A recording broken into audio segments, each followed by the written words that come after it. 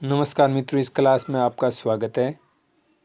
आज हम बात करेंगे राम भक्ति काव्य की सामान्य प्रवृत्ति या इसे आप विशेषता भी कह सकते हैं। इससे पहले हमने संपूर्ण राम भक्ति काव्य वो पढ़ चुके हैं। आज हमारी राम भक्ति काव्य की अंतिम क्लास है, तो चलिए शुरू करते हैं। इस राम भक्ति काव्य की पहली विशेषता से शुरू करते हैं। राम का विशिष्ट स्वरूप है वो इस साहित्य में दिखाई देता है। किस प्रकार? पहला है कि निर्गुण और सगुण का समन्वय दिखाई देता है। हर जगह बहुत प्रकार का समन्वय दिखाई देता है, लेकिन हमने सबसे पहले हम शुरू करेंगे निर्गुण और सगुण का समन्वय किस प्रकार दिखाया गया है। तुलसीदास जी खुद निर्गुण और सगुण का समन्वय है उनमें दिखाई देता है। तुलसीदास जी खुद कहते हैं कि तुलसी ने राम के स्वरूप को प्रस्तुत करने के लिए ईश्वर के निर्गुण और सगुण स्वरूप को मिलाकर एक कर दिया।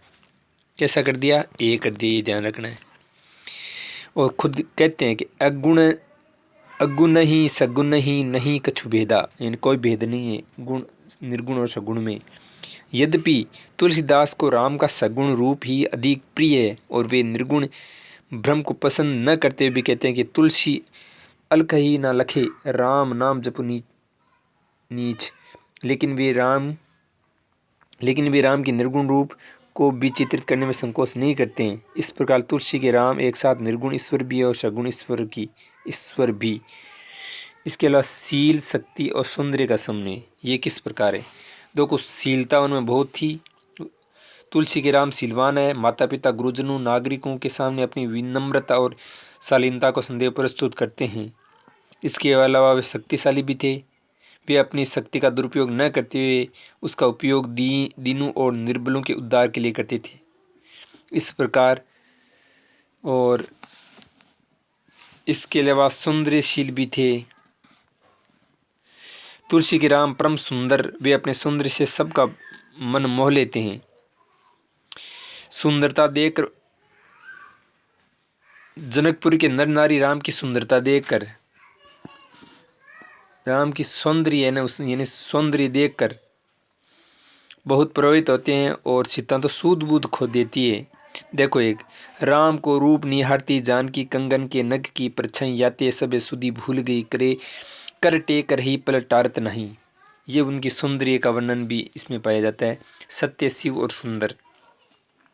तुलसी के राम सत्य के प्रति संघर्ष करते हुए करने की तीव्रता ललक दिखाई देती है। सत्य की रक्षा के लिए पिता के आदर्शों का पालन करते हुए सहर्ष वन चले जाते हैं। अन्याय के विरुद्ध संघर्ष करने को संदेह तैयार रहते हैं। इनके राम परम शक्तिशाली, लेकिन वे अपनी शक्ति का दुरुपयोग नहीं करते हैं और लोक मंगल की कामना करते हैं। इस प्रकार सत्य, शिव, सुंदरी के समन्वय भी है राम के, तुलसी के राम। तो ये पहली विशेषता हुई।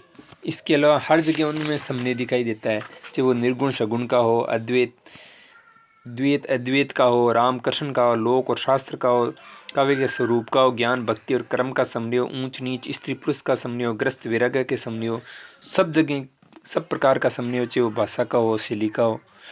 आगे देखो, लोक कल्याण की साधना हर वक्त है वो जनता की सेवा करने की ललक राम में पाई जाती है। इससे सिद्ध होता है कि राम काव्य में लोक कल्याण की साधना की भरपूर बात कही गई है। युग जीवन की संजय व्यक्ति, उस युग यानी उस जिस समय तुलसीदास जी ने राम का वर्णन किया, उस समय कैसी परिस्थितियां थी, इसका भी तुलसी ने वर्णन किया है।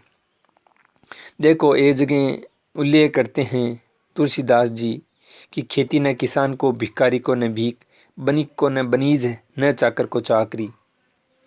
तो ये भी संजीव चित्रण मिलता है। आगे देखो, भक्ति पत्ति यानी राम काव्य की जो भक्ति पत्ति है वो दास्य भाव के, और सभी जितने भी कवि हैं उन्होंने दास्य भक्ति है उसका ही वर्णन किया है। प्रबंधात्मक और मुक्तक, जैसा तुलसी की रचनाओं में भी देखा होगा और अन्य भी। तो प्रबंध प्रबंधात्मक कार की काव्य रचनाएं रची गई है।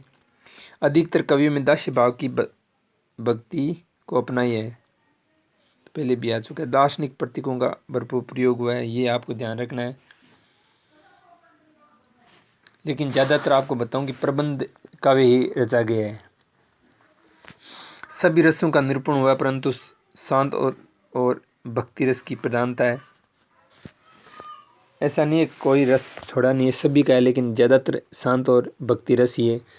और श्रृंगार का भी अगर वर्णन किया है तो वो श्रृंगारिक मर्यादा, तुलसी ने श्रृंगार का मर्यादित चित्रण अंकित किया है। और अगर अग्रदास ने राम काव्य में रसिक भावना का समावेश किया है तो वो कृष्ण काव्य से प्रभावित है। बाकी कोई ऐसी बात नहीं है, कहीं श्रृंगारिकता का वर्णन नहीं है, मर्यादित वर्णन है, कहीं है भी। तो अधिकतर कवियों में स्वांत सुखाए, खुद की सुखाई के लिए, खुद के आनंद के लिए ही काव्य की रचना की है। अवधि भाषा का प्रयोग है वो सबसे अधिक हुआ है। तो आपको ये पूछा जा सकता है, यहाँ पलट देंगे कि राम काव्य की कौन सी विशेषता नहीं है, वहाँ दे देंगे ब्रज भाषा का अधिक प्रयोग, तो गलत बात होगी। अवधि भाषा का सबसे ज़्यादा प्रयोग हुआ है। सभी प्रकार के रस हैं वो इसमें, छंद है वो करीब करीब सभी प्रकार के छंद इसमें देखे जाते हैं। विविध काव्य शैलियाँ जो आपको बता चुका हूँ, जैसे विनय पत्रिका में पद शैली है, बरवे में बरवीय शैली है, दोहा चौपाई रामचरितमानस में है, कवितावन में कवित सवई है,